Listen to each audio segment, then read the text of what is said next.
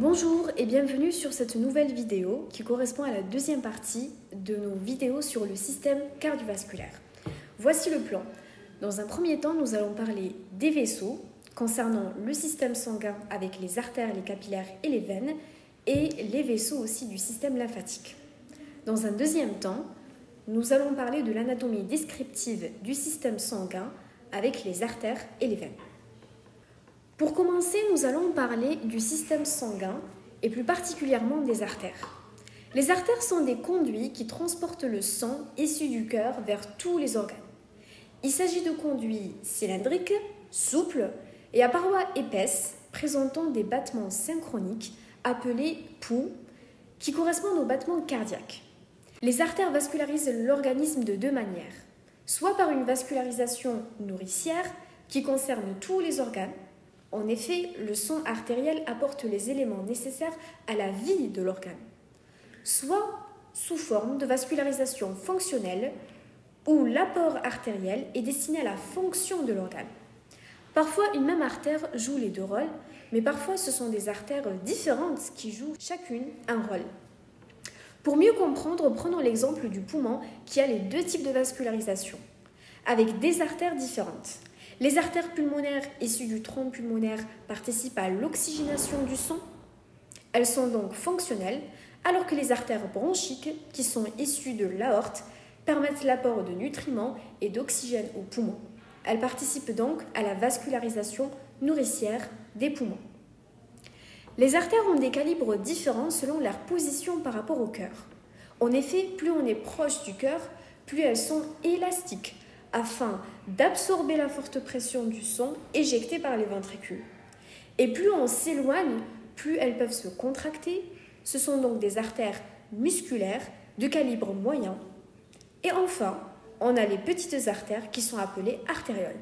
Les artères se divisent en branches collatérales où elles se détachent du tronc artériel et à chaque division, elles deviennent de calibre inférieur jusqu'à arriver à des branches terminales. Le nom des artères change en fonction des divisions ou des régions à vasculariser. Passons maintenant aux veines. Les veines sont les conduits qui ramènent le sang des organes vers le cœur. Elles ont une paroi fine. Mais pourquoi ont-elles une paroi plus fine ? Au niveau du réseau veineux, la pression est basse car les organes renvoient le sang sans pression. La paroi n'a donc pas besoin d'être aussi épaisse. Ainsi, le calibre d'une veine est souvent supérieur à celui de l'artère correspondante. Les veines sont plus nombreuses. Il y a environ 2 veines pour une artère, puisque les veines se disposent sous forme de 2 réseaux entre lesquels il existe des anastomoses. Les veines profondes, qui suivent à l'envers le trajet des artères, et les veines superficielles, qui sont sous-cutanées. De plus, les veines présentent dans leur lumière des valves anti-reflux, qui permettent la progression du sang de la périphérie vers le cœur. Ces valves sont formées de 2 valvules semi-lunaires et peuvent être de 2 types. On a des valves pariétales qui sont sur le long du trajet du vaisseau et les valves ostiales qui se retrouvent à l'embouchure de 2 veines. Ces valves sont très nombreuses dans les veines des membres inférieurs pour s'opposer à la gravité et permettent au sang de remonter vers le cœur. Les veines ont pour caractéristique de former de nombreuses anastomoses, pouvant parfois constituer des plexus veineux, c'est-à-dire une forte concentration de veines anastomosées entre elles. Troisièmement, nous allons parler des capillaires. Alors les capillaires sont les plus fins et plus petits vaisseaux sanguins, reliant les vénules aux artérioles, fermant la boucle du réseau de la circulation sanguine. Ils sont agencés en réseau arborescent, donc il y a de nombreuses anastomoses entre les capillaires. Ils constituent la partie du système sanguin artériel où la pression est la plus faible. Ces réseaux sont en constante réorganisation, ils se trouvent au niveau des organes et c'est eux qui permettent de nourrir tout l'organe et qui permettent la vascularisation nourricière et fonctionnelle, par exemple de l'organe et même des poumons. Quand je parle d'organes, je parle aussi par exemple de muscles. Passons maintenant au système lymphatique. Il permet le transport de la lymphe, un liquide clair proche du sang contenant des lymphocytes qui ont un rôle dans l'immunité. C'est un système convergent, comme le réseau veineux, de retour du liquide interstitiel vers le cœur en complément du réseau veineux qui est fermé à son origine et qui s'ouvre à sa terminaison dans le réseau veineux. Les vaisseaux lymphatiques sont pourvus de valves, afin d'éviter le reflux, comme dans le réseau veineux.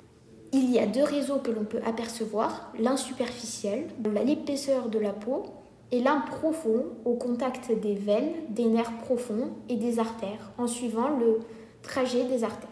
Les nœuds lymphatiques permettent de filtrer le liquide arrivant par les vaisseaux lymphatiques et donc de lutter contre les infections.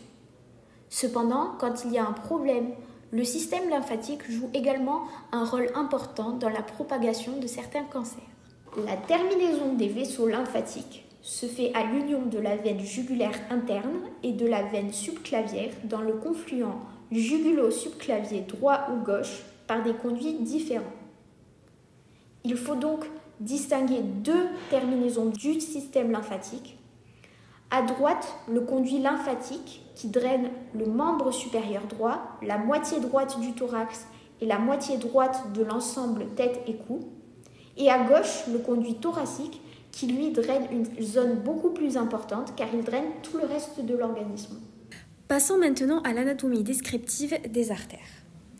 Pour commencer, nous allons parler des éléments du tronc. L'aorte naît au-dessus de l'ostium aortique du ventricule gauche.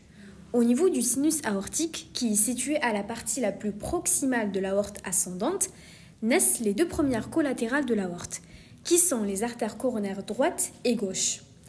L'aorte ascendante a un trajet ascendant jusqu'à la crosse de l'aorte, dite arc aortique, qui est une courbure de la droite vers la gauche et de ventrale à dorsale, et qui a donc une concavité inférieure.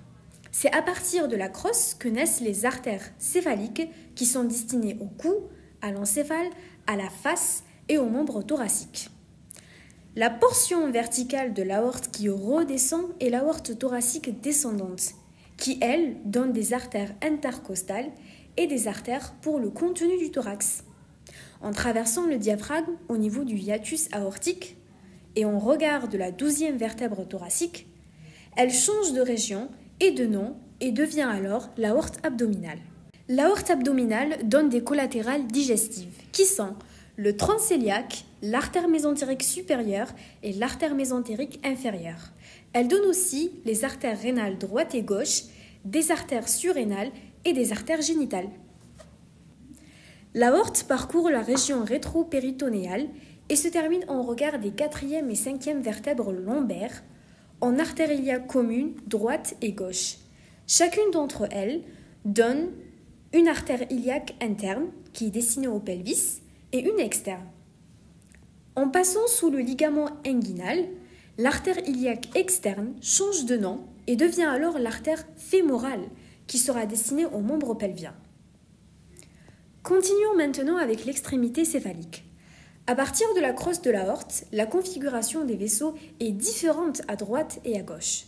En effet, à droite, le tronc artériel brachiocéphalique, commun pour la région céphalique et le membre thoracique, donne ensuite l'artère carotide commune droite qui vascularise le cou, la face et l'encéphale, ainsi que l'artère subclavière droite qui, elle, vascularise le membre thoracique droit. À gauche, on a directement une naissance depuis la crosse de l'aorte de l'artère carotide commune gauche et de l'artère subclavière gauche. Passons maintenant aux membres thoraciques. L'artère subclavière passe sous la clavicule et au-dessus de la première côte et donne alors l'artère axillaire, nommée ainsi car celle-ci se retrouve au niveau de la région de l'aisselle. En médial, elle donne une collatérale appelée l'artère brachiale. Au niveau de la face antérieure du coude, l'artère brachiale donne 2 artères terminales, l'artère radiale en latérale. En effet, on peut prendre le pouls radial au niveau du poignet, ainsi que l'artère ulnaire en médiale. Au niveau de la main, des anastomoses se forment et donnent alors 2 arcades qui assurent une riche vascularisation de la main et qui donnent des artères destinées aux doigts. Continuons maintenant avec le membre pelvien. L'artère iliaque externe devient l'artère fémorale. Elle gagne la région dorsale de la cuisse et devient alors l'artère poplitée derrière le genou. Celle-ci donne l'artère tibiale postérieure qui donne ensuite 2 artères qui sont les artères plantaires médiales et latérales. Et l'artère tibiale antérieure se termine en artère dorsale du pied. Encore une fois, au niveau du pied se forment des anastomoses entre l'artère dorsale et l'artère plantaire latérale, permettant ainsi de prendre le relais si besoin. Nous allons maintenant parler de l'anatomie descriptive des veines. Alors nous allons commencer par parler de la veine cave crâniale, qui est formée par la convergence des deux veines brachiocéphaliques droite et gauche. Son rôle est de drainer le sang de la partie supradiaphragmatique du corps.